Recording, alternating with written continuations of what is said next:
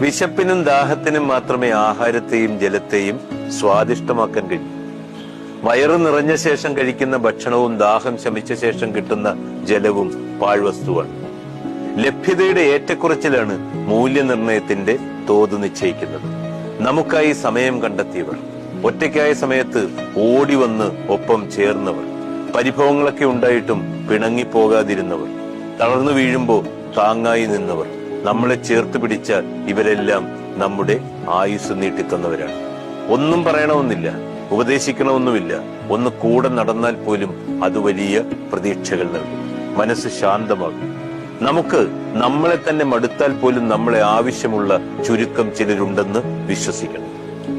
വിശ്വസിച്ചെന്തും പറയാൻ കഴിയുന്ന, ക്ഷമയോടെ നമ്മളെ കേൾക്കുന്ന ചിലർ. ഉള്ളിലേക്ക് കരുത്തേകുന്നവരുടെ അഭാവമാണെന്നേ ലോകത്തിലെ ഏറ്റവും വലിയ ദാരിദ്ര്യങ്ങളിലൊന്ന്.